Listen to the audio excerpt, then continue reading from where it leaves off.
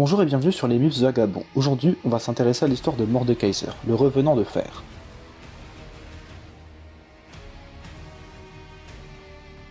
Mordekaiser est un ancien et brutal chef de guerre qui cherche à régner sur les vivants et les morts. Utilisant ses pouvoirs nécromantiques pour lier les âmes de ses victimes à une éternité de servitude, les anciens craignent le jour où Mordekaiser reviendra.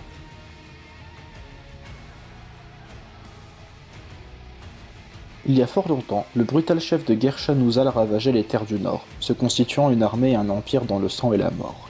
Alors que la mort approchait, Shanuzzal espérait avoir gagné une place à la table des dieux, dans le hall des ossements, mais ne trouva rien de tel lors de sa mort. À la place, il trouva un paysage gris, vide, empli d'une brume éthérée. De temps en temps, il pouvait voir des âmes perdues se dissiper non loin de lui et entendre des murmures. La volonté, la rage et la douleur de Shanuzzal l'empêchaient de se dissiper. Il refusait de partir. Avec le temps, il finit par comprendre les murmures. C'était de l'Oknun, la langue des morts. Il commença alors à murmurer par-delà le voile qui séparait les mondes, promettant de prêter sa force à quiconque voudrait bien l'écouter.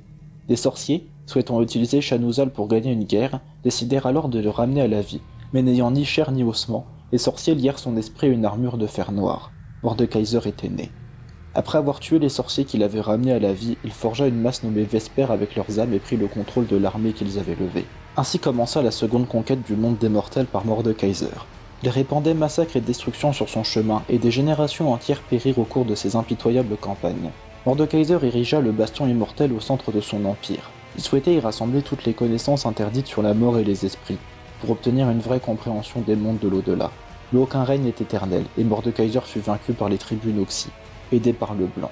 Le lien qui unissait son âme à son armure fut coupé, c'est ainsi que Mordekaiser fut chassé du royaume physique. Mais Mordekaiser s'était paré à cette éventualité-là.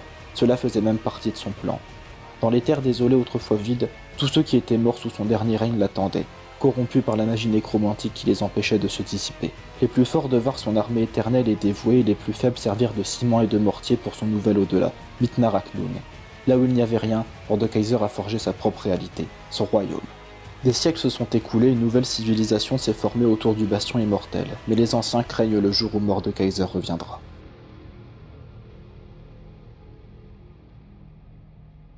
Il est possible que dans la culture de Mordekaiser, le mythe de Kindred n'existait pas, ce qui explique pourquoi il n'a pas été accueilli par l'agneau et le loup.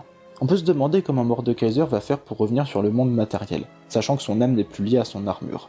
Et enfin, on peut se demander si Rome, le démon des secrets, a prévenu Swain à propos de Mordekaiser.